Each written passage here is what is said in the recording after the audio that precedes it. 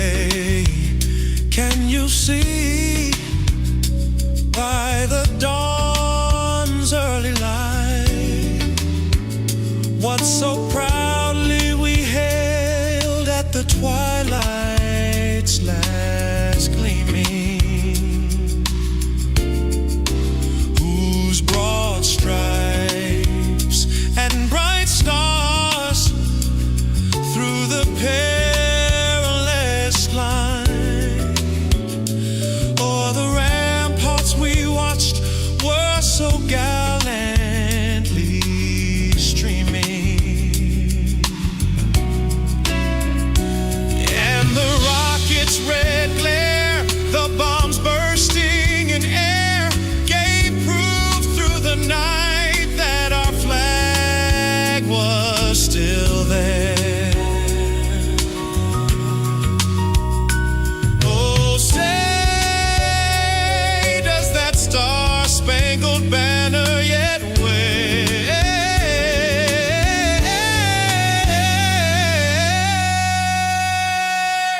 o'er the land of the free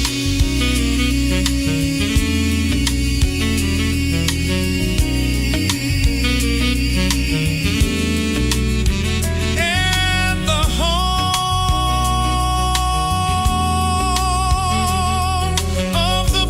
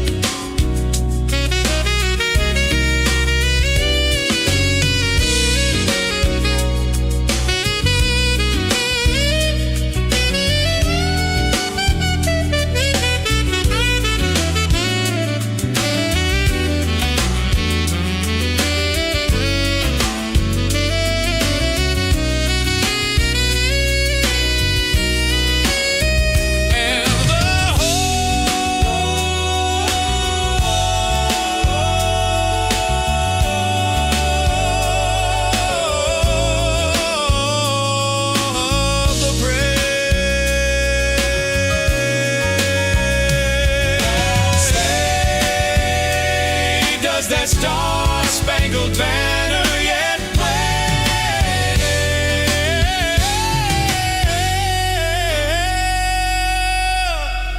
o'er the land of the free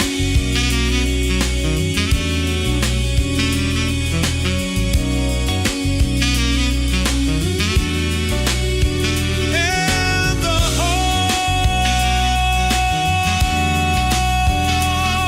of the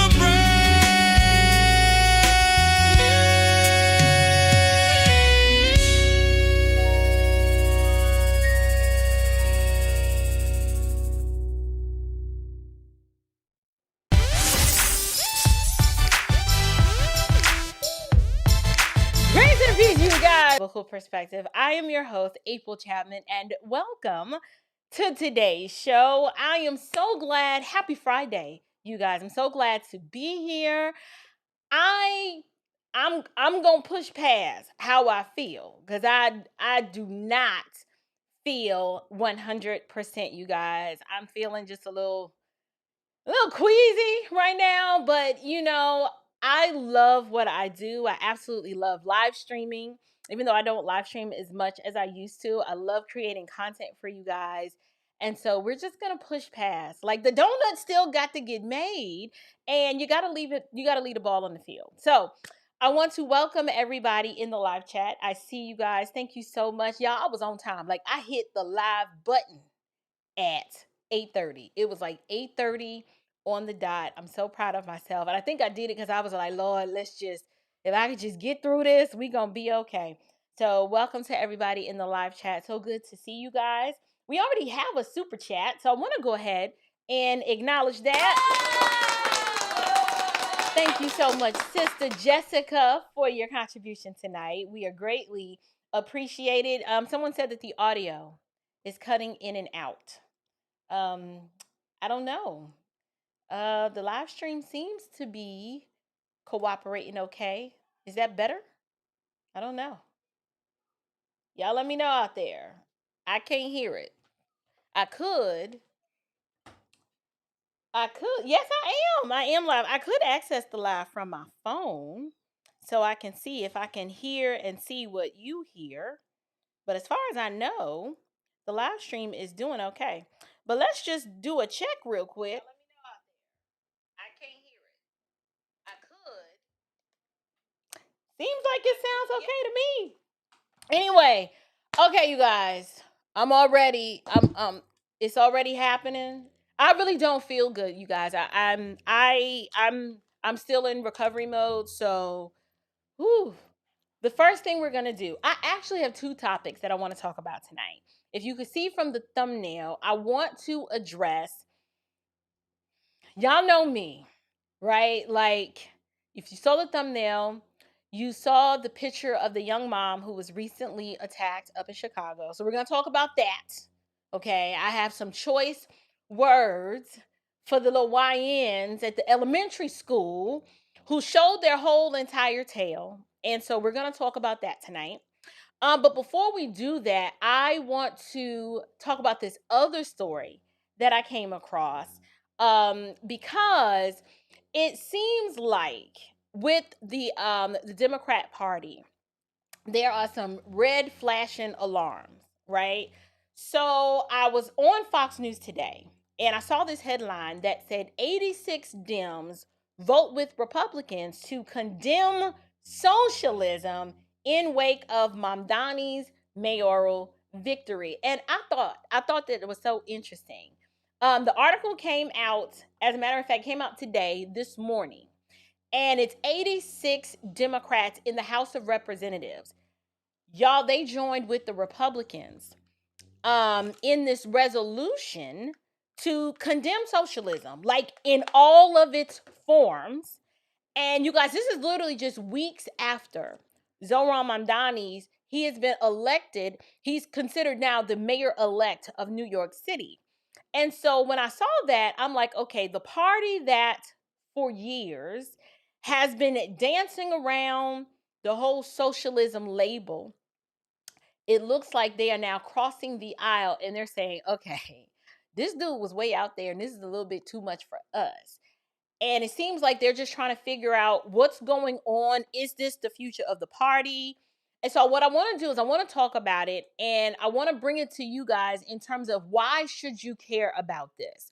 So let's go over some key facts. The House passed a resolution and it says, reading, quote, resolved that Congress denounces socialism in all its forms and opposes the implementation of socialist policies in the United States. They are opposing the implementation of socialist policies, okay? 86 Dems joined Republicans in approving this. And surprisingly, actually, I wasn't surprised because he was real hesitant to get on board. Hakeem Jeffries, okay? He's one of the individuals who crossed over. He's a Democrat from New York, the House Minority Leader. Now, in the ninth hour, he did endorse Mamdani, but he voted in favor of this resolution. So I'm curious to know how AOC feels about that. That's interesting. But the timing of this matters because Mamdani, you guys, is a self-described socialist. Okay. And him winning the mayoral race in New York City, it signaled the rising strength of the radical left ideology, even within like New York City. I would say probably in the past 5 years has become this safe haven for all of these illegal immigrants, but it's been historically a safe democratic enclave. Capitalism has always thrived and done well in New York City, but we've seen this shift over the past couple of years. So let's just cut through the fog, okay? I want to cut through the fog and I want to talk about this because this is not just some political dog whistle or some abstract policy debate. This is existential for the Democrat Party. So the first thing we got to deal with is that if the Democrats, if they themselves are now publicly condemning socialism, I mean, it sounds like they're admitting that the left's their left-wing march toward full-blown big government and centralized control and redistributive economics, they realize just how much of a liability this is. And they know that the cultural cancer it's about to metastasize. Like they at stage 4 at this point, and this was their last ditch effort to keep it from spreading. But the other point that I want to bring up is that Mamdani's win is a precursor. This is a huge warning flag because think about it. When you elect a self-described socialist and you elect him as mayor in the greatest city, not just in the country, but I would probably go as far as to say in the world, you're basically endorsing something way far beyond affordable housing and some free buses and public transportation. You are endorsing the ideology that says the government owns you, right? This is slavery by another name. The government owns you, your service, your outcomes, your dependency. The government is God. And it seems as if you got 86 Democrats in the House of Representatives who are like, even for us, this is team too much. Now, the third point, and this goes for conservatives, this moment is ripe. I hope you guys are paying attention. This reveals the hypocrisy and the meltdown. Y'all, the Democrat Party, they are trying to have it both ways. They want the radical base to keep pushing far left, right? Because it gives them a little edge, right? A little enthusiasm, and it gives them a little check mark in the box for identity politics. But they also are trying to reassure the moderates, like the normies who are like, listen, the Republican Party is looking real attractive right now because y'all have lost your ever-loving minds. It's giving those individuals a little bit of reassurance that, hey, we're still, a little reasonable. Don't count us out. But this vote in the House of Representatives, it blew the cover off. 86 Democrats said yes, socialism is a problem. We agree. Okay, we're crying uncle. All right. Fourth point. Y'all know I always like to bring a biblical perspective to this. This is more than just politics. I have been warning and telling you guys that this is a huge spiritual battle. The Democratic Party, the radical lunatics of the left, has been trying to move this country into government slavery. And just as the Apostle Paul warned about the false security and the freedom that leads to slavery, when you cling to Christ, you already know, you recognize, and you understand God has set us free, right? So we stand firm. We're not going to submit ourselves to this yoke of slavery. And I've told y'all, socialism is a yoke of slavery. It replaces your dependency on God as creator and sustainer and provider for everyone and everything. And it puts your emphasis, your hope, your trust, and your dependence in government. It does not provide freedom. It promises liberation, but it literally delivers you into dependency on the state. This is why this is as much of a spiritual battle as it is a political one. Now, for you guys, my audience, if you are a believer and you are a Christian that has reoriented your worldview to think conservatively, do not be fooled. This isn't just progressive policy. You know what I'm saying? Like this is the Democrat Party's, this is their long-term plan. This is their scheme to make you a permanent underclass and to supplant citizenship with government slavery. They don't want you to be a steward of your finances. They don't want you to be responsible and a steward of what the Lord has provided. When you have ownership, what ends up happening is you recognize that you are accountable to your creator. But the moment you abdicate that responsibility to the state, you are essentially saying, hey, I'm going to remove the accountability that I know the Lord is going to hold me accountable to, I'm going to remove that accountability from myself and I'm going to put it in the hands of the government. And that is nothing but a recipe for deception. It is deception. Do not allow them to hijack your biblical worldview through these fake promises of freebies, because like I always say, this is nothing but government welfare squalor. And we don't want any of that. So I should link the article. I see it's on Fox News. The title is 86 Dems Vote with Republicans to Condemn Slavery in Wake of Mamdani's mayoral victory. There is a quick video on it, but it's got ads, and it's enough ads as it is. I don't really want to play that. But I was surprised to see Hakeem Jeffries, who at the last hour endorsed Mamdani. Even he was in favor of this measure. So, for the most part, what does this ultimately mean for the Democrat Party? Well, it revealed that their base is radicalizing. We knew that. The moment AOC kind of came out, obviously she's a socialist. Her and Bernie were on the campaign trail campaigning for this guy. They made it clear, well, Bernie Sanders is a socialist, but they're embracing socialism in urban centers. And the young voters in particular, because they are disenchanted with the state of the economy, the fact that they don't believe that they're going to ever have access to the American dream. They are seeing much success in that demographic. And then all the identity groups. Like if you check an intersectionality box, Mamdani did well with that group. And then, believe it or not, the college educated. Now, hear me clearly. I refer to that demographic as the college indoctrinated, because these are individuals who hold degrees and yet they don't have the sense enough to know that socialism as an economic system is a failure. And it's because they've been trained in Marxian theology, right? Like they look at socialism and communism as the end all be all, and the one thing that, believe it or not, even though it's been tried everywhere else, it's gonna work here. Because we're just gonna call it democratic, right? Just put the name democratic on the front, and they think that it's just gonna wash all of the atrocities that we've seen under this economic and political system.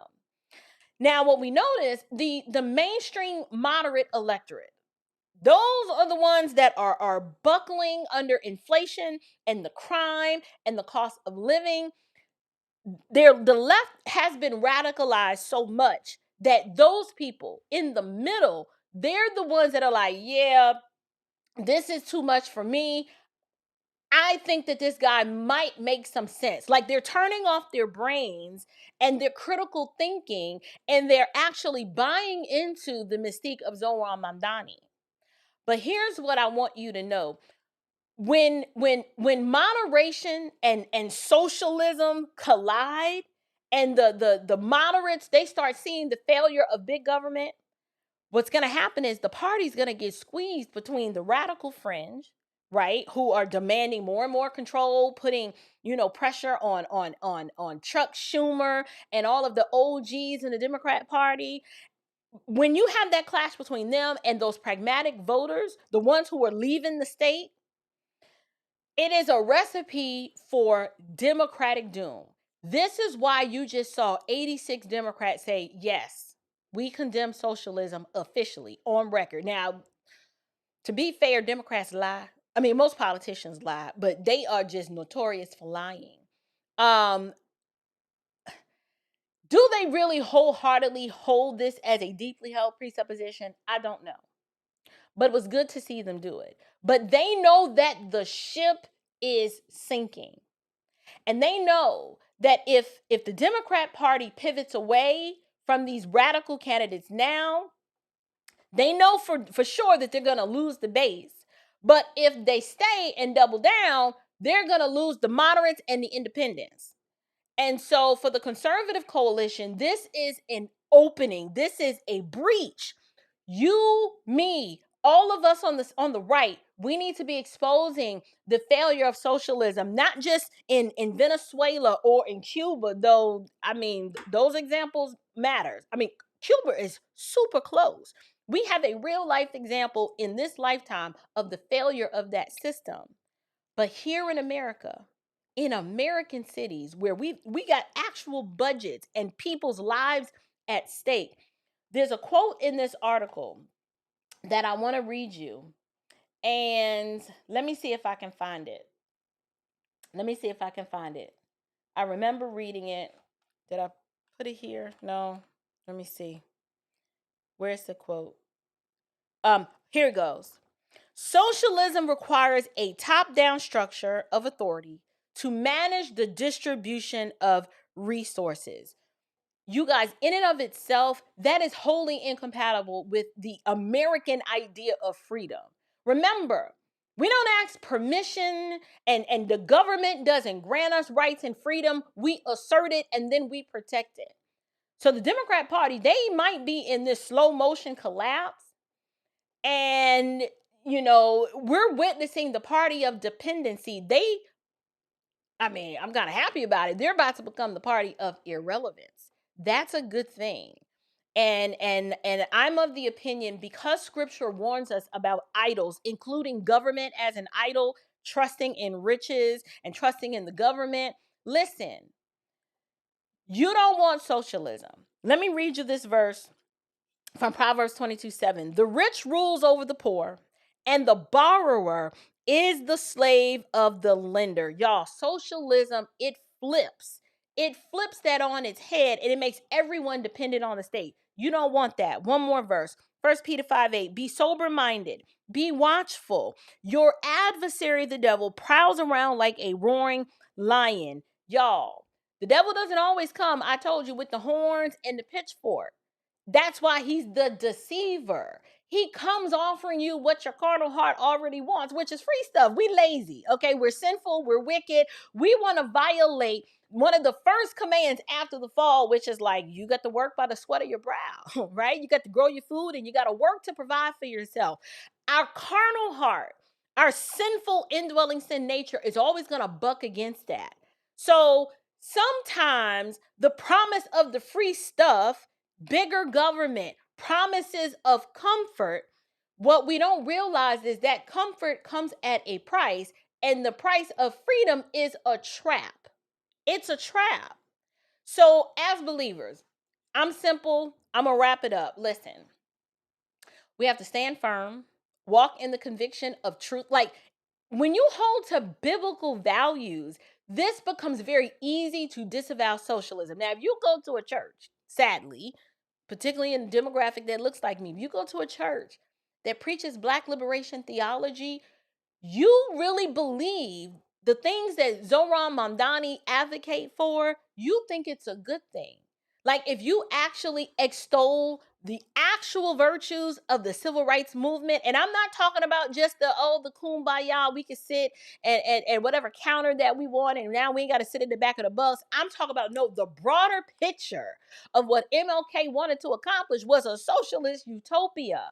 I've done content, remember, on Resurrection City and the Poor People's Campaign. This is his vision come true. So if you are a believer and you don't understand the biblical model of what creates a healthy society and what God has called us to in terms of working and providing for yourself and not being dependent on the government, you will be absolutely confused. You will be confused. We're not to crouch under the blanket of big government. That is not who we are called to be. We're supposed to stand in the liberty that Christ purchased for us, and then we are salt and light in the world. So that what are we supposed to be doing? Building our communities by way of building healthy families. We show the world how it's done. We're responsible. We're good stewards.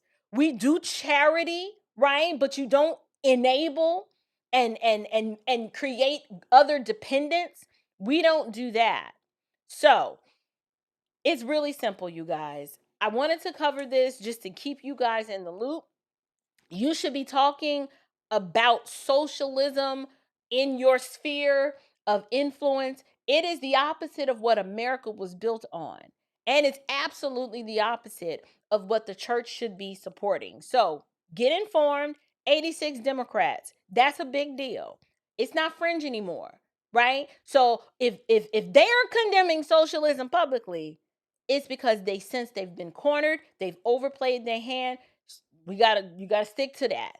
So what I want to do now is ooh, y'all, I'm struggling. I am really struggling. Let's do this. I really want to get to this next topic. This next topic is so disheartening, and it was so heart-wrenching that this might be the breath of what I talk about tonight. It might be, in the sense that I've got 3 clips. The other clip I was supposed to show you, but we're gonna have to come back to that another time. I'm struggling. I can't do it. There are 3 clips that I want to show you, but I want to talk about this viral video that is making its way around the internet, and it's out of Chicago. Speaking of which, um, I'm gonna tie this story into politics. And the reason why is because I'm here in Atlanta, in what I call the bastion of colored communism, right? I was raised in New York City, so I also know what it's like to be in an urban epicenter in a public school system. I know all of that. This story with this young woman is it's related to politics more than you realize. Because for one, if you look at the city of Chicago, they have perfected what happens when progressive policies, when you take that and you marry fatherlessness, you put a little welfare dependency in there, take away all accountability, no moral authority. That is the future of the socialist wing of every major city. And Chicago, with their mayor, Brandon Johnson, we already know it's an absolute political failure. But it's not just that, it is a cultural, moral, and a spiritual failure as well. And that is exactly what this next story is going to encompass and tie all of that up in a nice little bow. Because when we speak about what happened in Chicago, I want you to see what Democrat ideology produces at the street level. You're not going to have to look any further than the viral video that we're about to discuss. And so let me go ahead and just pivot. I want to pivot to this because this is something that it should make every American furious. I don't care what your ethnicity is. This viral video coming out of Chicago is so violent. It is so disturbing. It is just completely heartbreaking that it almost didn't seem real. When my husband came home yesterday and showed it to me, I had to turn the phone over. I was like, I can't even watch this. A mother and her 9-year-old son are walking near a school, and they are mobbed and dragged and stomped and beaten. Not by a group of burly men. No. They were beaten by elementary age kids. And y'all, when I tell you this makes me so mad, you heard me right. These were not teenagers. This was not some organized crime syndicate gang. These were children acting like fully trained grown man criminals. I'm sorry, a bunch of mini pavement apes. That's what they were. And you can get mad at me all day long. Do not email me talking about how disappointed you are and that I call these children little mini pavement apes. I don't even want to hear it. Why? Because we about to take a look. Now, trigger warning. Hopefully, let's see, it's 9 o'clock. Your kids should be in bed. But if they're not, I'm going to show you a edited, or should I say censored version of this, because it was just it was team too much. It was team too much. So let's go ahead and take a look at this. So outraged in Chicago after video captures a mother and her 9-year-old son being harassed and then badly beaten by grade school children while walking near a school. We talked to two leaders of that Chicago community in just a moment, but first, let's go to Mike Tobin live there with the details. Good morning, Mike. Good morning. Parents and, frankly, people all over Chicago are now kind of horrified and outraged at this video that's not going viral. It has gone viral, of a mother and a 9-year-old son who were mobbed and beaten by a group of school-age bullies. Now, the video is a bit brutal, so be ready for that, but it shows this mother and the aggressiveness of the kids increasing as Korshwanda Hatter tries to protect her son. Finally, this mob of youngsters started to strike Korshwanda and her 9-year-old son. They were both knocked to the ground, and the beating continued.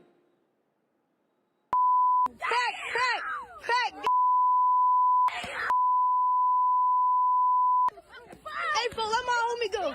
Let my homie go. Let my mother.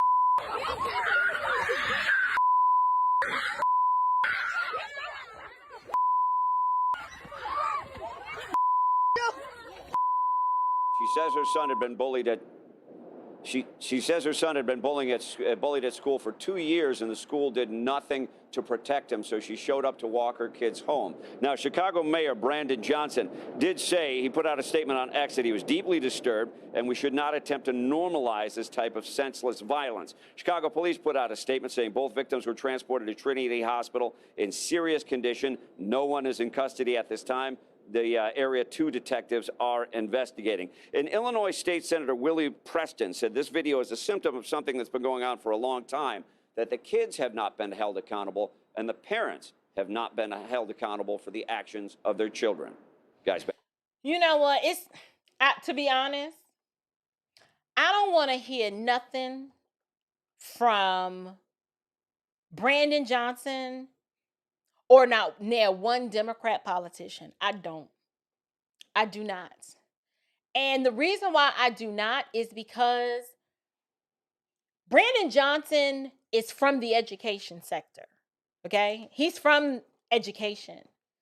This is the idiot, the mouth-breathing retard who supports restorative justice. I don't know if you guys are familiar with what restorative justice is, but restorative justice is basically this program where you don't hold kids accountable for the foolishness that's bound up in their hearts.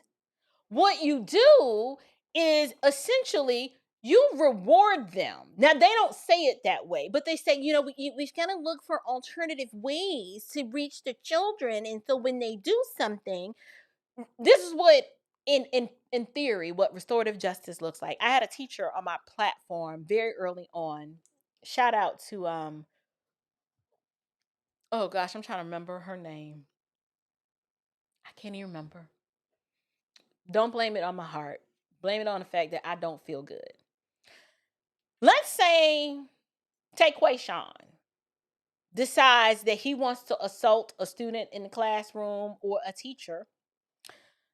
Restorative justice is where you remove Taquayshawn out of the classroom, and then you sit Taquayshawn in maybe this other room and you ask him, Taquayshawn, do you understand, what you did was really hurtful? You really hurt the feelings of Shaquana and the teacher. Everybody is really disillusioned by what you did. Are you able to communicate with us as to why you did that? And, what are you feeling in this moment?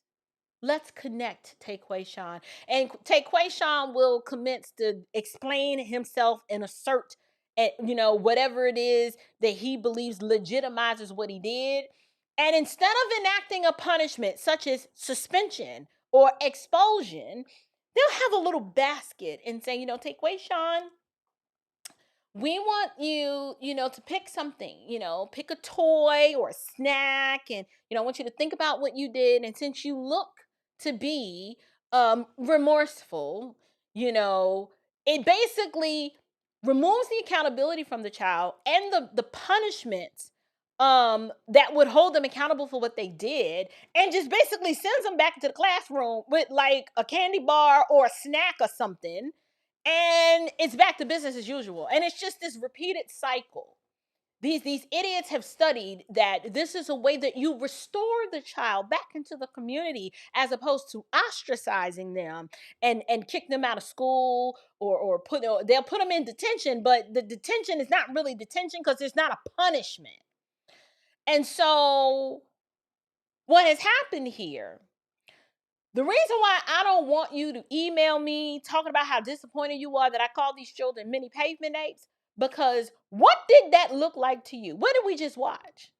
Right? What did that look like to you? Now, it's heavily censored, but I'll explain it to you. We watched a mother and her 9-year-old son, and what we're learning is there was a daughter present too, who were walking near a school when they were mobbed and beaten by a pack of elementary-aged children. Not teens, not older thugs, elementary kids. These are kids younger than my youngest. My youngest are 13. These are kids who should be on the playground eating fruit snacks and playing hopscotch, not running some ground level assault mission. If you watch the unedited video, first of all, the language of these miscreants was atrocious. I have not heard children string together syllables and phrases of that level of profane language and just smart mouth. I was just like, who raised these kids? Where are they learning this type of vernacular? Now, I'm going to answer that for you. I'm going to answer that for you. But what we watch, the video shows the mother, she's trying desperately to protect her son. Baby, he's screaming. He's screaming, let my mama go. And these children, the mini pavement apes, these totally unparented, unsupervised, morality-free children, they're cursing, dragging, punching, and stomping the mama like they had nothing but rage in their bones. I just sat there and I was like, this got to be AI. I was like, this is AI. That darn sort. I was like, this is AI. And my husband was like, no, this is actually real. It was an actual real video. And here's the part that made my soul ache and my spirit burn. The mother has gone on record and said that her son, the reason why they were walking from school is because her son had been bullied for 2 years. 2 years. And the school did nothing. 2 years of pleading, 2 years of warning, 2 years of asking for protection, and 2 years of that school system shrugging like, well, I mean, what do you want us to do? Let me tell you something. There are some really harsh lessons to learn from this tragedy. And the first lesson is nobody's coming to save you. That is a reality that we need to grapple with. We have an entire generation of unprotected women and children, and y'all ain't gonna like this. And I'm not talking about this mom. Her circumstances are a little different in the fact that she has sickle cell, so she is physically infirmed. She is sick. So I'm speaking in the macro. But this tragedy made me realize that we've got a lot of unprotected women and children, and most of it is due to our bad choices. Choices made by us, the women. You need to sit with that. Because I can't tell you how many times, not this woman, so don't email me because you are hard of hearing and you can't think in proper categories. I'm not talking about her. Speaking in the macro, how many times I hear women refuse to take accountability for laying down with some random, and then being shocked when he doesn't stay around, how you want to cry the victim and complain how you doing it all by yourself, mad because he doesn't marry you. As it turns out, he was a whole piece of trash and he showed you who he was from the beginning. But instead of you accepting accountability for that, you make all kinds of excuses. I was young, I was dumb, I was having fun. You know how it is. It just happened. Yeah, well, now we've learned in the 9th hour. Now I'm back to this story. I've got a lot of thoughts about this, but I learned in the 9th hour that the father of this woman's children, he's around. He's around. And what makes it so messed up, I have some scathing questions for the father of these children, but I want you to take a look. I got this other clip. I'm going to come back to this video because there's so much more I need to show you, but I want you to take a look at this clip to give you guys a little bit more context as to what's going on here and why I think, why some of the issues that I'm going to raise, I have to lay at the feet of this daddy. I do. Now to a CBS exclusive. The mother in this video, who was attacked while protecting her children, is speaking publicly. She and her son were brutally attacked by a group of kids on Monday, and this video has caught the attention of many across the country. Now that community is stepping in to help move her out of the South Deering neighborhood. She only spoke to our Sharday Gray about this horrific attack, and Sharday is live in our newsroom with more from this exclusive story. Well, Marie, Korshonda Hatter says she's still in physical pain after she and her son were brutally attacked with her young daughter just steps away. Her legs are bruised and it's hard for her to walk. But what hurts her the most is her children are still suffering. My son is, he's very devastated. He'll wake up out of him in the middle of his sleep, screaming. He'll scream, "Mommy, are you there?" Hatter says her 9-year-old son and 6-year-old daughter are traumatized after watching their mom get attacked by a group of kids. In this video, we've blurred the faces of those involved because they're all minors. We've stopped it after she was dragged to the ground because of how brutal it is. Her son was beaten, and she says one of the kids pulled her daughter's hair. Her daughter stood off to the side crying, watching her brother and mother get attacked. I felt helpless because I was down on the ground and he was down on the ground and he's looking at me screaming like, "Mommy, please help me, help me." I couldn't get up myself. I'm sorry. God bless this woman. I'm confused why this woman is sitting there articulating that this was hard for me because I felt helpless and it was nothing I could do. And this Negro sitting there just listening to her, there's no way, there is no way that something like this could have happened to me. And not just my husband, but the men in my life who love me could sit there and just watch me recount what happened. And I'd just be sitting there like, he just sitting there like, his soul should be crushed and he should be embarrassed to hear his woman. I don't know if it's his woman or he's like, "Listen, I'm just the baby daddy," because they're not married. The news reporter describes them, you'll hear, as the partner. He's the child, both kids' father, but he's the partner. And he's just sitting there. What kind of man can sit and listen? Like, I'm trying to figure out why you ain't on the prowl trying to you should be doing something. You should be doing something. I'm going to let her finish and I'm going to let him speak and then I'm going to come back. I need to calm down. I'm getting mad about this all over again. I'm sorry. So I guess they seen a little weakness on her because she's, kind of walking a little slow. No, we see the weakness in you, sir. She has a physical ailment. What is your excuse? She has sickle cell. Did y'all hear that? Let me just ooh, ooh. Y'all got to calm down for Nothing.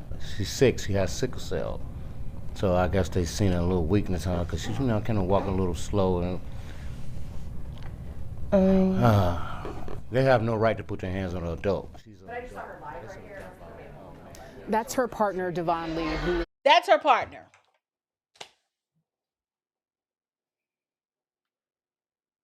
That's the partner.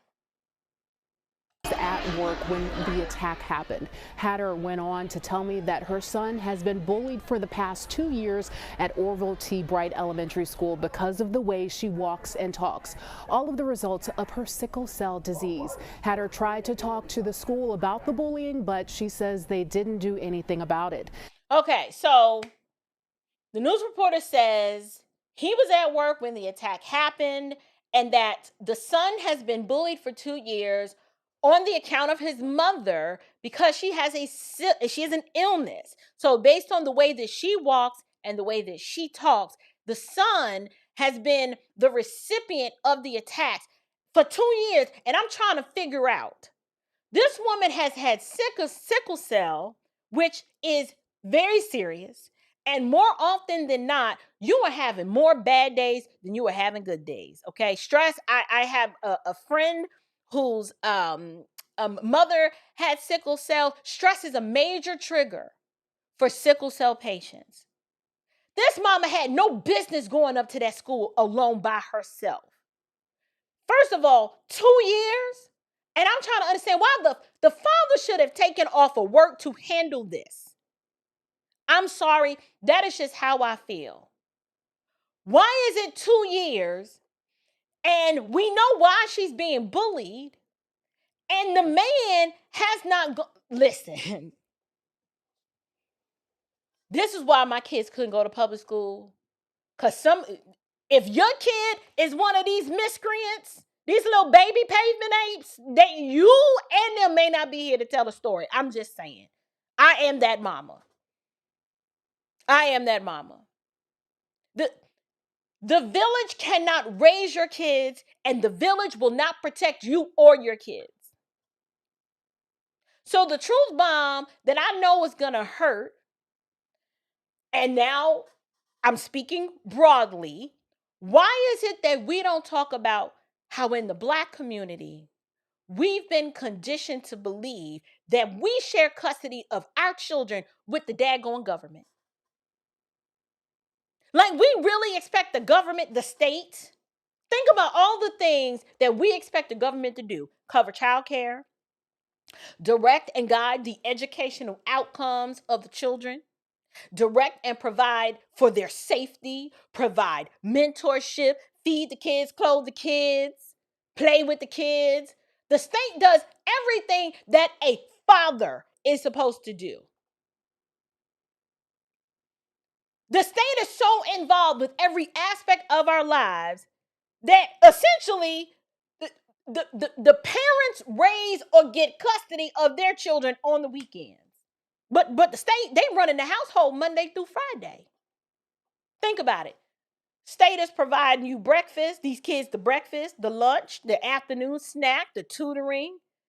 The state's doing everything except maybe a nighttime bath and a bedtime story. Where's the lie?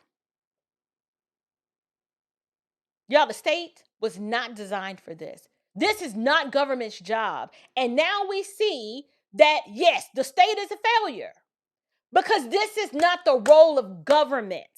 And when the government fails, which it always does, the family pays the price. And let me say this part. Everybody is scared to say it. Bless this mother's heart. I don't want to personally dump on her because she fought. She cried. She's begging for help. She showed up. She protected her baby with her own body. And I'm calling the 9-year-old a baby because these are babies. But my question is, why is it after 2 years? Where was the father who should have been covering his home, protecting his son, protecting the baby mama, and stepping foot into that school the first time this happened? Like, y'all, I'm going to have to repent later. he should have walked up in that school is, where's the little bastard that keeps bullying you, son? Point him out to me today, because it's going to end today. It should have ended the day it started. Do you hear me? There is no way children who know that other children have a daddy who's going to come up there and unleash a can of all of it on everybody don't do stuff like this. They don't. I can guarantee you, this is fictional, but when nobody messing around with JJ and James Evans, wasn't nobody bothering James Evans' kids in the projects. And if they did, that was the last time that they was gonna mess with James Evans' children. It was understood on sight. That man will kill you and tell God that you died. That's just what men did, even in the hood. Even in the hood.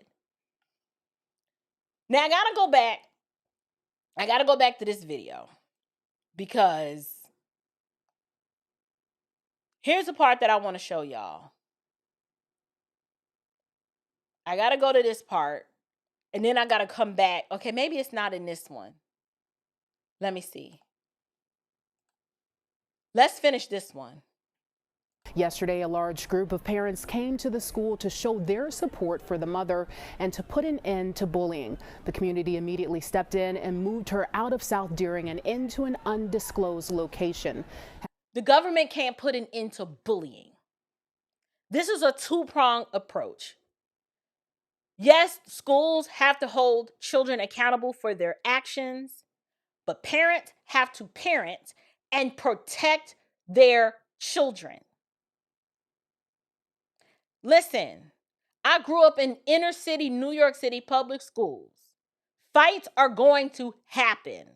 You got a whole bunch of little sinners gathered together with wicked hearts, and they're going to do what little wicked hearts, dead in sin children do. They're going to be mischievous. I got into a fight in the 4th grade from a boy who he liked me and I didn't like him. And this was my first life lesson of do not embarrass. Now he wasn't a man, but I learned that day that was not smart. I embarrassed the little boy in front of all his friends by telling him that I ain't like him and don't talk to me. And I crushed that little boy's spirit. Y'all know my mouth, you think my mouth slick now? Imagine 9-year-old 4th grade April. Okay? I embarrassed him. And he made sure that after school or the way home, he threw me across the pavement. He did. He was big. Delroy was big. Delroy, if you watching this, we cool now. No shade. But why were you so big in the 4th grade? Like you were bigger than everybody.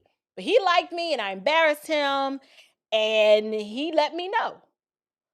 And it wasn't acceptable what he did because my sister ended up throwing some hands on him later. But the point is I learned I should not have embarrassed him like this and there was a better way to handle it. So I learned my lesson. But bullying happens. But ain't no way Delroy was going to bully me for 2 years and somebody not come up to school and he show up missing? No, that was not going to happen. I'm looking for this particular aspect of this video. Hold on. Says she's pressing charges against the parents of the kids who attacked her. As for her children, they'll be transferred to a different school and she's looking to get therapy for them. Reporting in the newsroom, Sharday Gray, CBS News, Chicago. Okay, this is not it.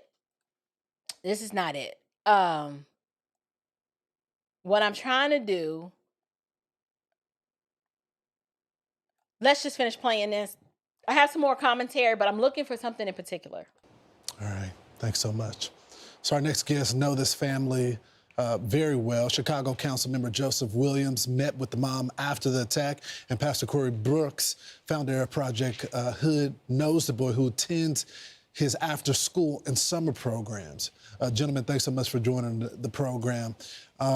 Pastor, this is something that you have been working with for years now, trying to stop nonsense like this with our young people. What's going on? Well, unfortunately, this is the cycle that we continue to see in the city of Chicago, where violence is so rampant and parents are being held unaccountable. And that's the reason why I'm walking across America, trying to get people to wake up in our urban areas so they can understand the magnitude of the issues that we're faced with every single day. Chicago is just a microcosm of what's going on across America. These young people are unruly. They have no moral compass. And we need organizations to really work hard to make sure we change the direction of our neighborhoods. If we're ever going to change the trajectory of our young people, we got to catch them early. We got to continue to do the work. But the tragedy is, in Chicago right now, we're facing some devastation that has been going on for years, and we need to get a handle on it.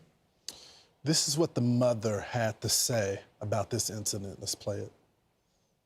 I'm trying to get justice for my son. They fought my son, they hit my son first, all in his face. Then they dragged me in the grass and pulled my little baby hair. We haven't held these kids accountable. We haven't held parents accountable. No mother should be that helpless and be targeted by children inside of her own community. Councilman, where is the fear and respect? I remember growing up, we were afraid of the neighbors because we knew that they was going to get us, and then our parents was going to get us when we got home as well. No. All right, before we let the councilman respond, I found the video that I wanted to show you guys. Okay. I got to show you this because this is just crazy. This is crazy, and y'all can say, stop being judgmental all you want. I don't care. There's a point as to why I'm bringing this up. So let's take a look. Well, there is outrage in South Deering tonight. A mother and child beaten on the way home from school. The attack was caught on cell phone video and has sparked demands for immediate action. Casey Cronus is live at Chicago Police Headquarters with the latest. Casey. That's right. And community. I'm going to fast forward this. Here it is. It's just something that shouldn't be going on. Osama is now coming forward to help. Korshanda says her son has been bullied at Bright and claims the administration isn't doing enough to protect him. We have Chicago Public Schools' response, but first, a local rapper, Lil Zay Osama, is now coming forward to help. He says he wants to fly the mom and son to LA for dinner and Christmas shopping and has a message for other children listening. It's just something that shouldn't be going on. Kids should be able to go to school and be comfortable walking home from school and at school learning, you know what I'm saying? Like, kids at that age should not be doing things like that, especially to an adult and to their peers that go to school with them. That's crazy. That shouldn't be happening in our community. We got to do better. ACPS spoke. Okay. That is the clip that I wanted you guys to hear. Little rapper, Zay Osama. I just have a question. I do. Yes, I'm judging.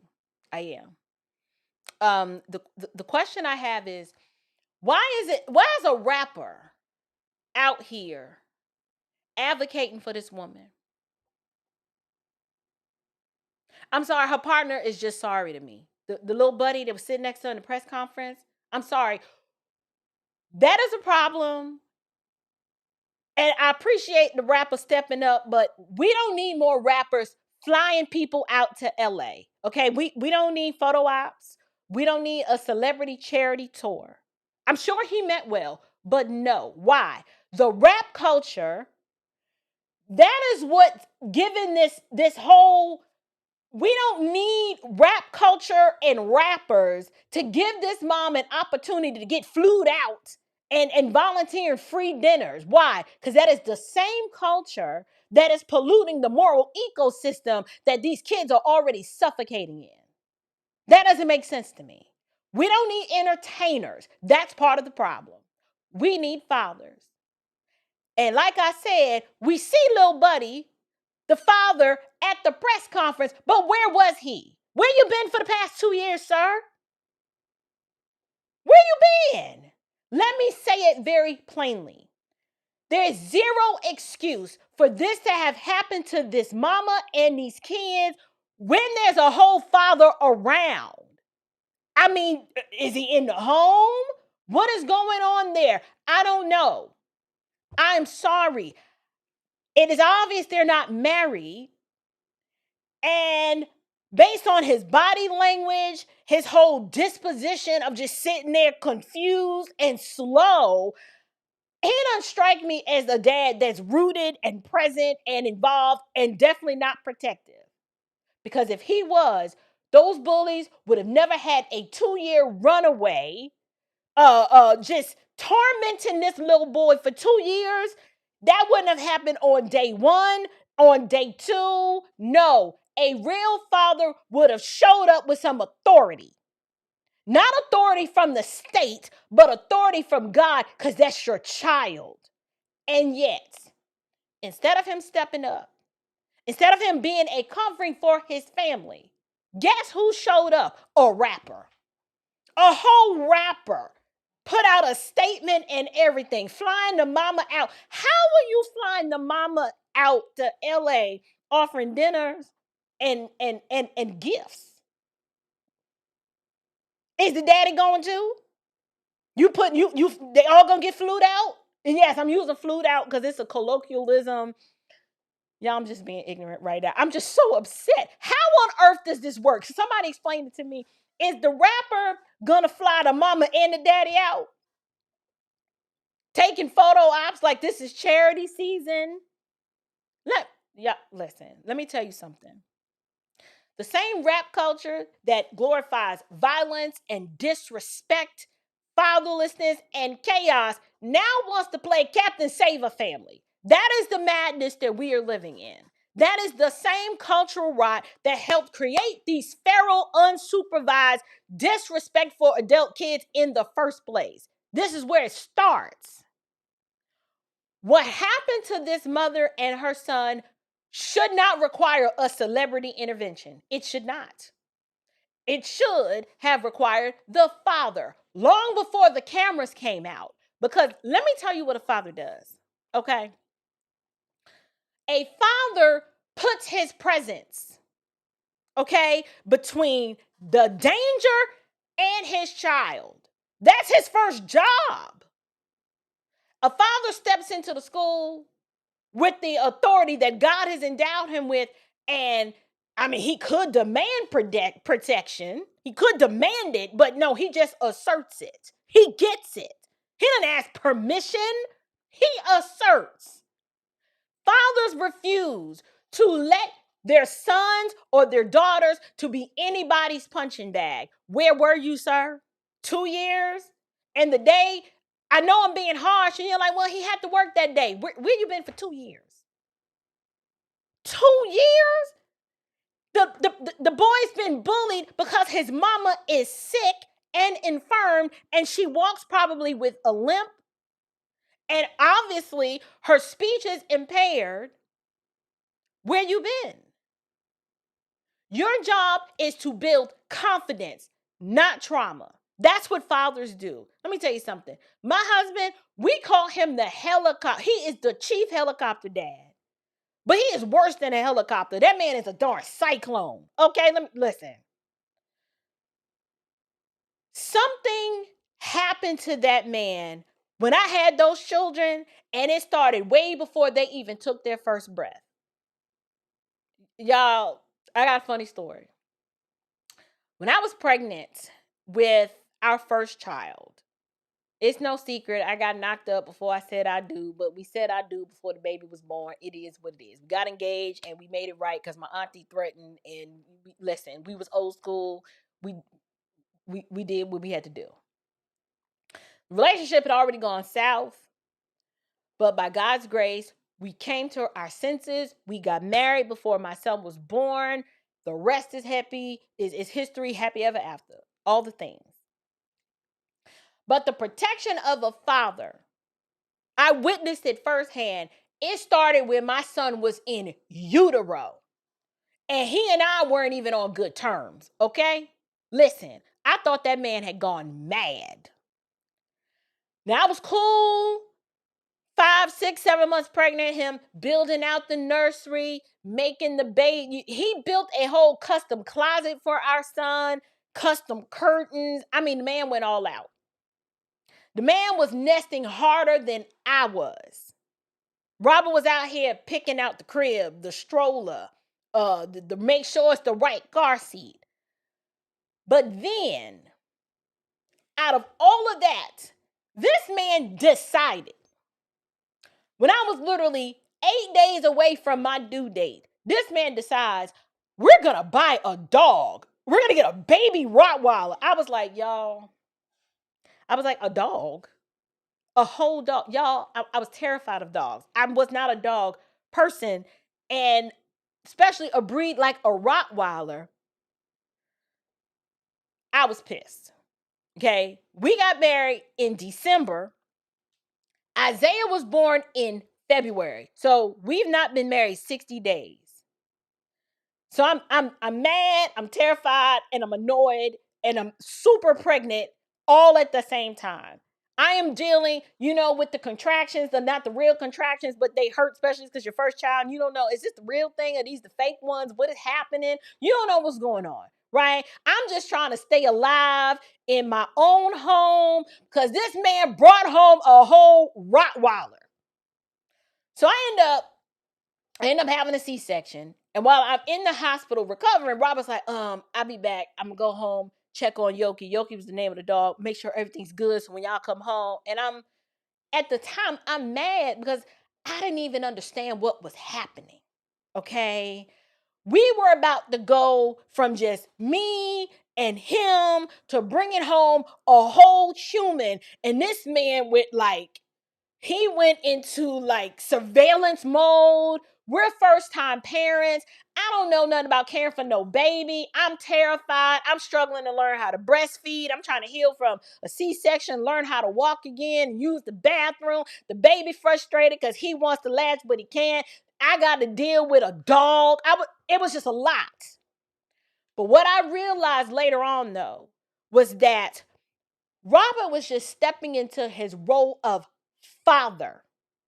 The man's instincts kicked in and was like, he was just like, I got to protect this baby. And by extension, this woman. A father protects. They guide, they correct, they discipline. They do all the things. What is my point? Children don't have this, they don't end up, when a child doesn't have that, they don't end up wrathful and undisciplined. When children have a father who you might call him crazy. He I'm just protective. They don't end up full of wrath and rage and acting out of control like this. They have restraint. Mothers cannot do this. I'm sorry. I know you think you can, but you can't. You're deficient. We are deficient in this area, especially when it comes to raising a boy. It's how it is. You don't need to be mad about that. You just need to deal with life as it is. So, this rapper stepping up, this is nice. It's a nice gesture, but no. Where was his father? Where was the daddy? Where you been for 2 years? And then when we do see you on the news, you're like, well, she got sickle cell, and she kind of. Are you not reading the room, sir? Where was the rage? I'm trying to understand why we shouldn't even know where you are. You supposed at this point called in the reinforcements. Somebody got to die. I'm sorry. I'm going nuclear. Like, the men in my life who I know, they can't even see what's going on right now because they just like, where they at? Where are they? They're gone. Out. It would be like, we don't even have time to do a press conference. I don't even want to. She shouldn't even have been comfortable uttering the words that I felt helpless, because those words are supposed to pierce him to the core and drive him to action. Those were the words of a woman that is so disappointed. She has no faith in you whatsoever to do what you're supposed to do, which is to protect your seed. Ephesians 6:4. Fathers, do not provoke your children to anger, but bring them up in the discipline and instruction of the Lord. Well, guess what?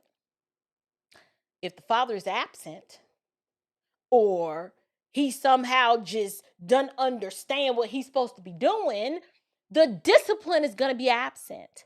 If the discipline is absent, the boundaries are absent. If the boundaries are absent, the chaos, that's where you get the chaos. And the chaos that we just saw in that video, it is not just about those kids. This is about a community that has accepted fatherlessness as normal, to where our women think that the father is optional. Oh, that's a nice cherry on the top that you stayed with your children's father and y'all became a family. That's like extra. That's whiteness, I'm told. A community that has accepted fatherlessness as normal, to where the women are like, you just gonna get you some sperm, gonna have your baby, but the guy, he's not that valuable. We are now living the fruit of that. And are we shocked that the fruit of that fatherlessness has now resulted in widespread violence? I'm going to be so clear. Let me tell you something. It would take one time for my children to experience that kind of bullying before somebody, and I mean somebody would need to catch these sanctified, Holy Ghost filled, fivefold ministry hands. I'm coming in hot, y'all. I'm sorry. I'd end up, somebody be drinking out of straw right now. I'm not playing with these matriarchal miscreants. I'm not. Because love protects, defends, love stands guard, love shows up. So again, where was he? Where was the male presence? Where was the protector, the covering, the authority? Where was he? Instead, the mom is alone, outnumbered, dragged, beaten, while the baby is screaming, "Let my mama go." And the school system just shrugs. Now, I get it. They're like, "Listen, ma'am, you cannot expect us to protect you." And of course, Brandon Johnson and the city, they're going to shrug and issue a useless statement when they're part of the problem. And then a rapper swoops in. He want to swoop in like a culture savior. Just throw it all away. Throw the whole thing out. This is a fatherhood problem. We have a leadership deficiency. We have a values problem. Absolutely a spiritual problem. And until we address the collapse of fatherhood in our community, these children, these unsupervised, undisciplined, boundaryless children are going to continue to terrorize neighborhoods. They're going to be wreaking havoc in the schools. And now, it used to be unthinkable. Now, she's not pregnant, but she's disabled. You're beating up on disabled people now? Oh, y'all have absolutely lost it. We are done. We are so done. How do you come back from that? The defenseless? The little boy is being bullied because his mama is sick. Who does that? Even the worst of the worst have enough respect to be like, it ain't his fault. His mama's sick. Now I want you guys, I'm going to show you another clip. This one is rich. This one's really rich. This one is how one of the moms of the children. This is how this heifer responds on social media.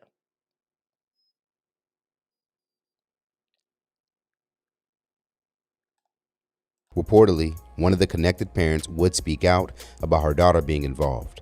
On a Facebook post, she would write, "Let me say this first. Really quickly, there's gonna be some profane language here. I need you to be adult. I don't have time. Listen, I am hanging on by a thread right now. By God's grace, I'm gonna try to wrap this up. I ain't had time to edit this, okay? Govern yourself accordingly. My daughter is a great ass kid. She's an AB student, captain of the cheerleading team. Who talks like that? This is somebody's mama. Why are you on social media This is the mama of one of the kids who was responsible for jumping the mama and the little boy. This is her mama. Listen to what she said. Ahead of her class and some more shit. All good things from every teacher. If you know, you know. We don't owe nobody an apology, but that lady and her kids. So y'all all grown mother effers looking for a viral moment. Please shut the F up, cause kids gonna be kids. And it's kids out here that did way worse shit. Let alone y'all ass when y'all was 12 and 13 years old. Y'all ass used to be out here beating up crackheads and all. What are we supposed to do with this? What are we supposed to do with this? The perpetual victim. Still trying to play the victim. No accountability. No accountability. Talking about everybody else and what y'all used to do and y'all some grown y'all looking for a viral moment. What is wrong with you? I would ask who raised you, but it was the same matriarchal miscreant that you've become, and now you're raising one. Twice the daughter of hell as you are for you to be on your social media platform talking like a whole. These are the mamas. These are the mamas. They ain't got good sense. This woman has no sense. Not to mention the lack of wisdom that you found it necessary that you had to clap back on a social media platform when your child physically assaulted a disabled person and a child, and they're in elementary school. Like, this is your proud mom moment. You notice how she had to make it something that it's not, talking about she's a great kid and an AB student. Ma'am, in the Chicago public school system, if what I am told and how they assess these children's academic prowess, that's probably a DF student, okay? Because they just pass them. We don't even know what the standard is, so I can't. AB students don't act like this. I'm sorry, they don't. I don't believe it. I don't believe you. No. Captain of the cheerleading team, ahead of her class, and she's a whole pavement ape because you raised her. And now we see where she gets it from. She don't know how to act, and you don't know how to act. And yes, you are getting all the smoke because we need to bring shame back. What your child did was shameful, and you are shameful. Absolutely shameful. Like,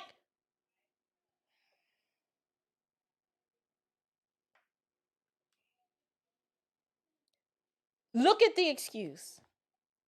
I don't want to read this, so I'm going to let the video that I borrowed this from, I'll let them read it.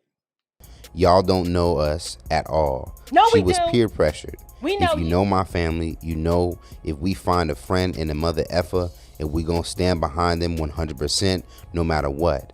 But this is definitely a lesson learned. You've learned nothing. You've learned nothing, and by extension, your child is not going to learn anything either, because the excuse you provided, it's right here in the post. She was peer pressured.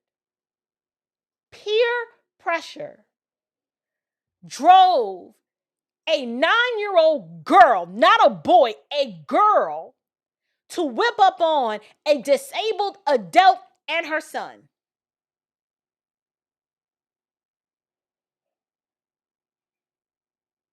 Just feral.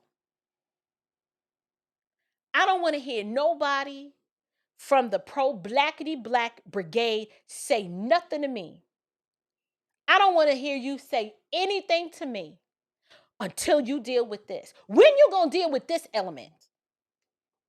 When are you going to talk about the fatherless crisis? You are worried about white supremacy? I'm sorry, white man ain't got nothing to do with this. This is the white man didn't do this. The white man didn't create this. This is all on us. And you want me to have smoke for the white man? That's what you want? You ain't getting it here. Not when we have to contend with this.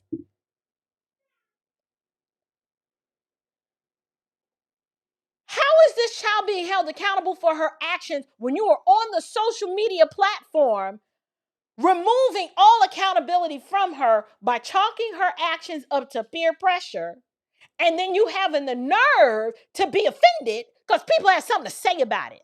Where's the shame? You should have let her rest in the shame as opposed to trying to shield her from the shame, but you can't do that because you have no shame. No shame.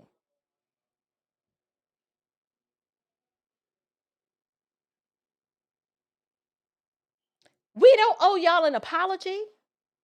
This woman doesn't believe that the actions of her child, and then by extension, her actions, she don't owe the community a responsibility. You know why? These women, everything is about them. There is no sense of duty or honor or integrity or responsibility to no one. They answer to no one. They submit to no one. No one can correct them. Are we surprised that the little girl acts this way? How is the little girl going to accept accountability and correction when her own mama won't? This the mama. Tell me y'all don't know what's going on in real life and know my kid's not raised like that. Listen, I know every parent thinks that their child is an angel, and none of us truly know what our children are capable of. But there are just some things that you'll be like, I bet my whole life's fortune on the fact that my child would never do X.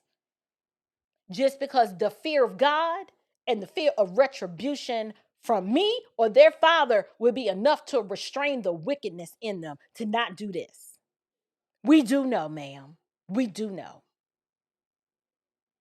Little girls don't just one day because of peer pressure decide, I'm a whip up on a disabled mother who is just trying to walk her kid home from school to get away from us. They don't just in a split moment decide to be a terror on 2 feet. This is how this little girl acts. She acts this way, and her attitude, this is reflective of the who gonna check me boo. Why? Her mama. Who gonna check her? She ain't checking her. This was wild to me. This was so wild. I'm still stunned. I'm still stunned. It gets worse. It gets worse. Somebody tried to hold her accountable. I guess we'll play a little bit of that, and then there's one Did a more crime clip I want to play. and show remorse to that family? You're defending your child and trying to save her character when you should be giving her consequences to her actions. It's always my kid is a great kid after they committed a crime. Your child made the first viral moment, and this shady, ratchet, distasteful post by you created the second viral moment. Instead of trying to save face, go handle your kid and make up what she did to that woman and her 2 beautiful kids. People be killing me trying to play victim after they were the ones who created the issue. Isn't that wild, y'all? Isn't that wild? Listen to this. I don't know if I want to play that because it shows the little girl. We're not gonna do it.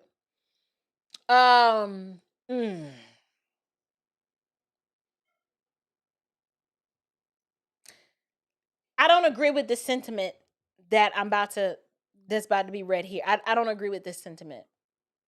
So I'm going to share that, and then we're going to get... Some assumed the woman in the video was the girl's mother, which would cause her to issue a series of messages about her connection and why she's involved. One thing about it, I'm solution oriented, and I'm not afraid to get in the field the right way.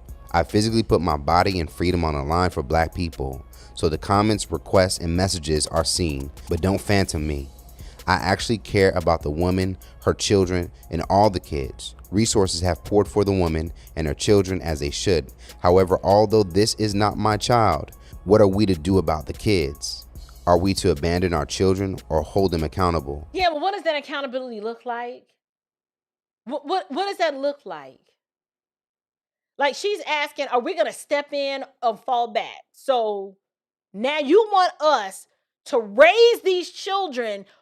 Where are their parents? It is my job to disciple and raise my children in the fear and admonition of the Lord. God has not given me the charge to raise your kids too. The Bible has a remedy for this. The Bible has a remedy for this. At the end of the day, these children are accountable for their actions, and they should be charged with a crime. That's it. It's real simple. Charged with a crime. I don't want to hear nothing about no resources. No. The problem is the state created this problem, and you have pulpit pimp, iron triangle politicians, and I'm going to let you listen to one, that want you to throw more resources at it because they're not interested in actually getting to the heart of the problem. And I'm going to prove it. I want y'all to listen. I want y'all to listen to what little buddy right here on my left or right, or I don't know. Listen to what little buddy's going to say. It is, if you're not listening to this with intention to be discerning, you're not going to find anything wrong with what he's about to say, but I am. None of that respect seems to exist anymore, Councilman. Yeah, you know what? I completely agree. I think we've gone away from that, and we have to get back to those days. I think no mother and child, or children rather, should have to experience something so traumatic. To look at that video and to see you guys replay it, it's a horrifying video. I mean, it shows the disrespect. No child should ever feel comfortable putting their hands on an adult.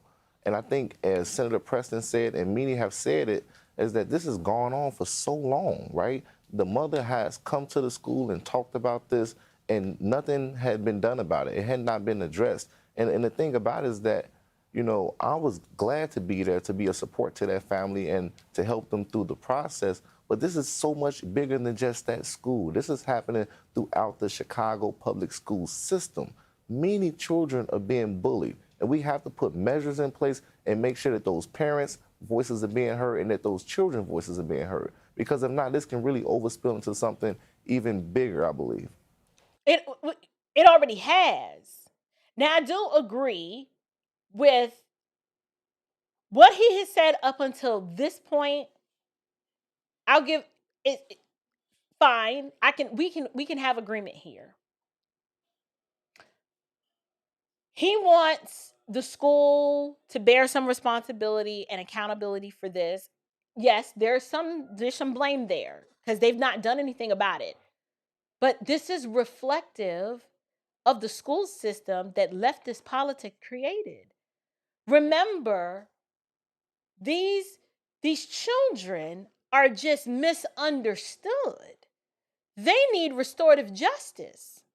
We don't want, they're just bored, right? We've heard that. We've heard they're bored. They just need something to do. We've heard that a lot. I didn't hear him really say much. You don't hear the left talk much about family. Now, they talk about reimagined families because they love putting like two daddies and two mommies together, but they don't talk about the heteronormative nuclear family. Remember, they wanted that destroyed by way of BLM, because that was a part of the BLM platform. We've got to tear down the heteronormative nuclear family. Well, this is the fruit of what that looks like. I can guarantee you some of these mamas out here are dating women and are in whole relationships with women, and yet they have children because they're disillusioned. Some man who hurt you, they figure I'm going to just start dating with. I can't tell you how many.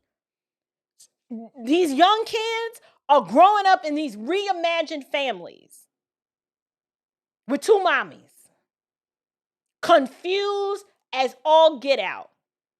That's a separate issue aside from the baby mama drama. The baby mama culture, you got children growing up with these reimagined families. I heard a 4-year-old affirm in my furniture store one day that it was possible to have two mommies. Like he was educating me, and I was like, really? Oh, okay. And my daughter came to me and was like, mommy, something's wrong with this little boy. Did you hear what he just said? I was like, yeah, I heard him. My child knew that something was wrong with the child. Because his whole worldview was skewed and jacked up. It's probably because his mama probably got a chick at home. But I'm going to let him finish. I'm going to let him say, here's where we're going to find the problem. It's so true, Councilman, and it's already spilling into the streets outside of the school. Pastor, I want to get your comments on this repeat offender in Chicago with a lengthy rap sheet. He's accused of setting a woman on fire while they're on the train. So this is the type of leadership that we have in Chicago. We have children who are being held unaccountable, and we also have criminals who are being set free. Criminals who are being allowed to wreak havoc on the streets of Chicago. That's one of the reasons why we have so much violence. That's one of the reasons why we have so much recidivism. That's one of the reasons why we are experiencing the type of atmosphere of violence that we have in Chicago. These individuals are not being held accountable, and then you have these policies that are being put in place by our legislature and by our government that sometimes help the criminals more so than help the victims. And if we continue to go down this cycle with the leadership that we have in place, we're going to continue to see our community go in a downward spiral. We're going to continue to be the laughing stock of America. We're going to be it may look like we're one of the best cities or voted one of the best cities externally, but internally we all know the serious issues that we have inside of Chicago, and it all falls and rises on leadership. Now, this is the local pastor up in Chicago, and notice that he implicates leadership and policy, and he is right. And now you about to hear the leftist community. I don't know if he's a community organizer. He's definitely a leftist. He's not going to accept accountability for that, and he's going to place the blame, somewhere else. Councilman, I'm already over time, but I have to ask you this question. We know how Chicago is run. We know how Illinois is. It's all blue. Is it time to explore something else? Because something is not working, and it's only one side that's in charge right now. Yeah, you know what? I'll say this. I'll say there's no problem with us being a blue state. I represent that. But what I Did you hear what he said? There is no problem with us being a blue state. Okay, so you see how they will just observable reality? Ain't nothing wrong with us being a blue state. It can't possibly be our policies, our failed leadership, the government dependence that created this foolishness, the soft on crime policies, defunding the police, demoralizing the police, lowering the standards of education, taking discipline out of the school, tying the hands of the teacher. There's nothing wrong with us being a blue state. Well, show me where you're winning. Show me the success. What are the successes of your blue state, sir? Do you see why I say these people don't give a darn about you? Because even when they fail, this is how you fail up. This is how you fail up. They won't even say, you know what? We need to be held accountable for the fact this leftist progressive stuff, it's got us down bad. He can't even acknowledge it. Now listen to what he about to say. Is that we have to make sure we're being intentional and we're putting the resources where we need to put them at. Did y'all hear that word? Keep that word in mind. Resources. We got to be intentional and put the resources where they belong. What does he mean when he talks about resources? Listen to what he's going to say. To invest into those nonprofits that are on the ground doing the work. We got to make sure we're building more community centers. There it is. That's the resources. That's the money laundering. They want you to throw more money, resources, at these nonprofits that are doing the work. How convenient. How convenient that he did not mention rebuilding the Black family, changing the messaging surrounding the low value and low standards that the Black community even has on family. First of all, you can't have families when you're out here murdering yours in the womb. We don't have a disregard for life because we can't even convince our women to not kill the babies in the womb. So that's problem number one. We have a complete disregard for life. Two, he wants to throw money at resources at these NGOs. The ones who got, they got these programs that don't ever help anybody, but they get paid, funneled, laundered millions of dollars. So they look good on paper, but the community is still trash. See, this is what he wants. Why he either sits on the board of one or in some way, form, or fashion. A lot of these politicians love the resources funneled to the NGOs because that's how they get rich. Here's what they do. This is why I can't stand the Iron Triangle. The Iron Triangle is the Black preacher, the Black civil rights worker, and the Black politician. They all work together to keep the Black community in chains with foolishness like this. They start a consulting company, right? I'm going to consult a nonprofit on how to raise a well-adjusted child. And we'll just apply and get a government grant and get, $22 million because we're going to help keep communities safe. And we might open up a little office, maybe hire one or two people, put some stuff on a website to make it look like we're just some do-gooder group, host a few seminars, host a few webinars, but outside of that, that's it. That's it. These organizations aren't doing anything, but they want resources. Or, to his point, community centers, not families. They basically want an extension of the government to open up a community center. Why? So now the community center can babysit your kids. That's how that's supposed to work? How is the community center going to change the behavior of these children when there's a parenting problem? They don't respect authority.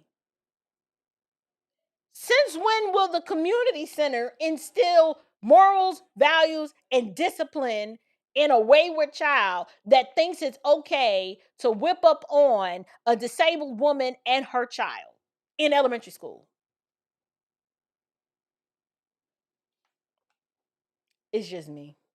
So our children can have someone to play, and we got to put the investment where it needs to go. Okay. Some of those things that you're saying, mental health issues, we got to really invest the money and put it into people. And when we see that, that is the same language that Brandon Johnson uses.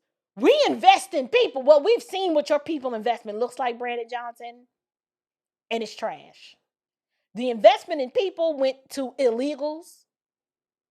Your investment in people went to the promises that you had to make to the teachers union, all your education friends. That was your investment in people. But the police, those are people too. The police are so demoralized in a lot of these municipalities that you can't even pay them or give them a large enough sign-on bonus to become a police officer. They're like, you can't pay me enough to police these streets. But he wants, we've got to put the money in the resources. Is that really the problem? Resources? Well, it's not a lack of resources. Not when you're spending probably, I don't know, how much does Chicago spend per child? We know Baltimore is spending probably close to 30 grand. New York City public schools, I think maybe close to 50 grand. Correct me if I'm wrong. Per student to educate a child. This is not a shortage of resources. That's not what this is. But notice that that's the narrative that he wants to paint.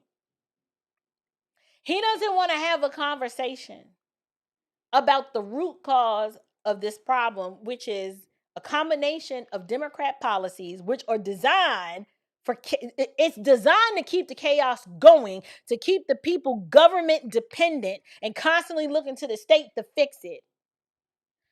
But this is bigger than Chicago. This is about the entire nation, a nation that has ripped fathers out of the home because of all of the welfare incentives, a whole lot of government subsidies, a whole lot of progressive policies. And then they act shocked when the children raised by the state behave like the state, chaotic, lawless, and godless. This is what you get. This is the exact fruit of Democrat policies that they pretend to condemn this. But what we're seeing happening in Chicago, this is not a glitch. This is the blueprint of what socialism and state parenting produces. That's what this is. Now, Fox News, they brought on Pastor Cory Brooks, and he made some statements that were very prophetic in a sense. I'm going to see if I can pull up a few of them. He made some statements that I've already played, but he goes, unfortunately, this is the cycle that we continue to see in the city of Chicago. Violence is so rampant, and parents are being held unaccountable. He goes on to say, Chicago is a microcosm of what is going on across America. He also said, quote, young people are unruly, have no moral compass, and we need to work hard to change the direction of our neighborhoods. What I would have liked to hear him say is that we need to make families, heteronormative, nuclear families, great again. But that seems like such an uphill battle that most of y'all are probably like, April, how do we start? First of all, I know the men are like, okay, I get that. How do we make the heteronormative nuclear family great again when we can't even get these women? These women are they next level out of control. We can't even have them marry before they carry because they'd rather have somebody's baby than to be somebody's wife. He also said, policies help criminals more than victims. That's real. He said, if we continue to go down this cycle of leadership that we have in place, we'll continue to see our community go in a downward spiral and we'll continue to be the laughingstock of America. Pastor Brooks told the truth. Now, I would have liked to hear him speak more aggressively about the family and the problems in the community due to the lack of families. But Chicago is not just a crime problem. This is a fatherhood problem. You have children without fathers who become children without discipline. And children without discipline become communities that lack safety. Well, when your community is unsafe, you have an entire city that is without hope. It's hopeless at that point. So this is not just sociological. This is a biblical and spiritual concern.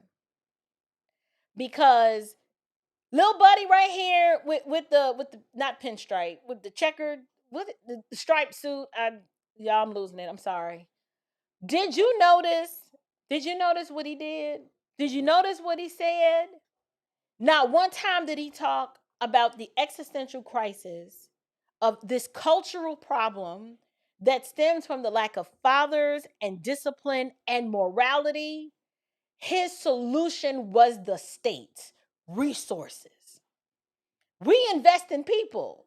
I'm like, you Brandon Johnson 2.0. This is the problem. You guys, I wanted to cover this because this whole story was so shameful, and it was so infuriating that I think my blood pressure was up when I first watched it. It made me very angry. It made me realize that the culture, we're at the bottom and we don't really realize how bad it is because the adults don't even realize how bad it is. And the solution to this in this particular circumstance is those children need to be held accountable and those parents need to be held accountable. Because we can easily say, well, just sue the school system. School system ain't got no money. Brandon Johnson has bankrupted the city. So whatever, even if she were to litigate this, the mother, and sue, a judgment right now, where's the money going to come from? The city's already operating in a deficit. Brandon Johnson has made promises that he cannot deliver. This is just the unintended consequences of his socialistic progressive policies. The crime, it impacts every aspect of life. The illegal immigration impacts the community and the crime. The educational outcomes impact the family. I mean, it's like this whole ecosystem of chaos. It's a whole ecosystem of chaos. But y'all, I'm starting to feel a little dizzy. I don't feel well. I gotta hop off. I love y'all. I do. But I'm fading fast. I'm fading. I need to rest. I'm still not 100%. So I do see a comment. Bishop Lewis, shout out to you. He says, how do we start? Teach abstinence. Teach that biblical marriage is the only way. This will build families that will submit to God. Biblical families will create real communities. Do you know? Amen, Pastor Lewis. Bishop Lewis. The reason why I resonate with that comment so much is because, you guys, even when I was a pagan, dead in my sin, you know what convicted me to make the best decision for my soon-to-be family? My aunt is not alive to co-sign to this and to say, thank you. I had no idea that it had that impact on you. But one of my father's sisters, I was 5 months, 6 months pregnant with my son out of wedlock. I was engaged to my now husband, but we had broken up and we was on the outs. The man had sense enough, though. He was there and supported me during that pregnancy. And when my father died mid-pregnancy, he's at the funeral. And my auntie at the time, she knew of the engagement that happened earlier that year, but she didn't know that we had broke up in the summer. So this is like August, that spring. Actually, we had broken up. We got engaged in January. By April, we broke up. And by August, my daddy's dead. And my auntie at that funeral said, she's looking, she's happy to see me, yay. But clearly I'm in the family way, right? I'm pregnant. And my auntie was like, she looked at me, but she directed her question toward Robert. And even though she wasn't talking to me, that conviction hit me so hard, I was embarrassed and I felt shame. She said, what is your plan talking to Robert with my niece, because we don't do bastards in this family. And then she was just quiet. And it was at that moment that I said, oh my goodness. Mind you, I'm unconverted. I'm not a believer. I was convicted enough to be like, dang, that stung. That stung. And I was ashamed because I'm standing there with this little belly. And I'm like, she's right. That's shameful. What are we going to do about this? And in the moment, Robert's stuttering like, well, like he don't really know what to say. He's like, well, we're working on it. And she's like, all right. Basically, she was like, don't study too long, Harpo. Okay, because this baby is due in February and it's August. You ain't really got much time. Basically, she was telling him, you need to piss or get off the pot. And I understand a lot of people, they don't like that type of confrontation because a lot of people come from the position of, well, just because you got her pregnant, excuse me, doesn't necessarily mean that you have to get married. I disagree. We made our choice. The moment the baby's conceived, we decided. I had to own up to the fact there's a whole human here that don't give a darn about what you want. He or she does not care. You out here being grown, making whole humans. Well, now you need to be an adult and be accountable, and you have a duty. There used to be a time where women kind of understood, oh, well, I guess I got to do what's right. And I got to figure this out, and we got to make this work because we a family now. And you either get me to the altar before this baby is born, or you're going to have to deal with my daddy. Well, my dad's dead now, so there was no father to deal with it. But that used to be the sentiment. The sentiment used to be, oh snap, we got caught out here.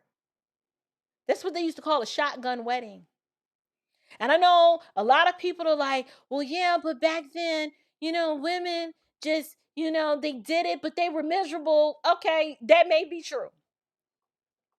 But I can guarantee you, when you start reorienting your worldview to understand that children thrive best in the confines of a marriage, and when you already made the commitment, you did what you did, and now you did the do. Like, it's a baby now. I can't speak for everybody else. All I can do is say, God was gracious to me, and he opened up Robert's heart, and he opened up my heart to put the foolishness aside, to realize that we were parents and that we had the capacity to decide to find value in one another, to love one another, despite the fact that we may not have liked each other in that moment. But that decision caused us to be like, you know what? You ain't that bad.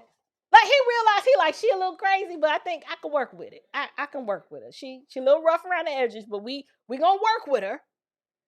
And I did the same thing. I was like, okay, you know what I'm saying? We got some problems, but it's nothing we can't work out. How do you look at that baby, the human that did not ask to be here?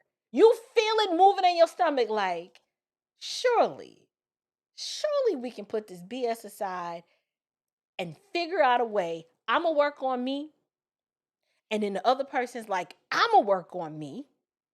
And then somehow you're like, we've worked on each other for the greater good. I am telling you, the Lord is faithful in that. And it doesn't mean every day you're going to be happy. You think I was happy when that man came home with that dog? No, I was not happy. But even in that, I was too stupid to see this man is trying to protect. He's trying to protect. The dog represented the protection. Now, in the moment, to me, that dog represented a whole headache. But I had to grow and mature to see that the dog represented protection. We figured it out. Can you imagine if I'd have been like, okay, I don't want to do this anymore because you done brought a whole dog home. It's not going to work. I'm leaving. Where are you going? We went into it with the mindset of it ain't but 2 ways. Not one way out this marriage. Somebody has to die. That's what we said. Somebody's got to die. So you get to figure it out. You have to figure it out. Ladies, stop looking to your spouse for your happiness. That is not his job to make you happy. His job is to protect, provide, to love you as Christ loved the church. And sometimes that love looks like telling you no, making hard decisions for your benefit, for your good, and for God's glory. And you may not like all those decisions, but it's got to be done. Somebody's got to make the hard decisions. We're navigating this new season of life with these teenagers, and y'all might think I'm crazy and I'm harsh, but I really am the lenient parent. I'm the one that's like, hey, let's let them go. I am the one that I will throw you out the nest and be like, flap, baby bird. Flap them wings. Oh, you falling, but you better flap. Because I kind of want, you know what I'm saying? I kind of want them to figure some things out. But even in that, there are some times where I lack wisdom, where I may want the kids to do something, and my husband's like, I don't think that's a good idea. And I get in my feelings like, well, what? Well, what's wrong? Oh, God, the helicopter, really? You ain't gonna, why they can't go? Like, I'm off into it. Why they can't go? You just don't want them to have fun. What's the problem? What's the worst that can happen? And the Lord will do something amazing. Something will happen to like, I'm upset. He's like, I said no. And I'm like, okay, the answer is no, but I'm still in my feelings. And then something will happen to where everybody in the household has to be like, now we see why daddy said no. You ain't see that coming, did you, Mom? I was like, I didn't see that coming. There was a situation, my kids wanted to go to a play. One of their friends was having a little play. And Robert does not like last minute stuff. Don't spring stuff on him last minute. So the kids are like, here's the play, here's the address. I'm like, okay, what time? You got to be there. What time you get picked up? Fine. I was like, oh, that's not that far. No big deal. I'll drop you off, pick you up. My husband was like, no, they can't go. Why they can't go to a play? It's just a play. I was like, so you really think it's people at a theater waiting to abduct some kids, like some random kids? They're going to be together. He was like, it's last minute. I don't have enough information to make the decision. So can you not right now? They can't go. Come to find out, 30 minutes before they were going to go, I mean, 2 of the kids were just distraught. I mean, they are crying. They're so upset that they can't go. And I feel bad that they can't go, but I don't want to show it like in front of them because we try to, we are united front. Come to find out, the address that they were given, y'all, that wasn't even the right address to the theater. It was not the right address. Now, it was a theater, but their little friend, bless her heart, she's a child. It wasn't even where the play was supposed to be. The address of the actual play wasn't down the street and around the corner. It was like almost 30 miles away. And we didn't find that out to the last minute. So Rob was like, so Can you imagine if you had just drove to where you thought the play was and then dropped the kids off and find out that the play is somewhere else? Like, it was just all of these variables that I had not considered. Y'all had to humble myself and apologize. I was like, I didn't think that through. I was like, I really, I didn't see the blind spots. And it doesn't make me a bad person. It just means I'm not wired to see those blind spots. And so the point I'm making is that children need both parents, and they need both parents actively present. And they have to work together, and you're going to have to humble yourself, and you're going to have to bite your tongue, and it ain't going to always be what you want, and you ain't always going to get your way. It just is what it is. And he took notice of the fact that I feel sometimes that he's just a little teen too much. And he's trying, you know what I'm saying, to kind of ease up a little bit. But he's going to always be helicopter dad. That's just how it's going to be. And so at the end of the day, we cannot expect the government, the state, i.e., by extension, the school system is the state, to protect your children. That is not their job. Yes, they should have stepped in and nipped the bullying in the bud and did something. Like, if they actually had some sort of disciplinary program in place, it wouldn't have got this far. But there's no way 2 years of this bullying, and the father, where were you, sir? Where were you? I'm sorry. That's just how I feel.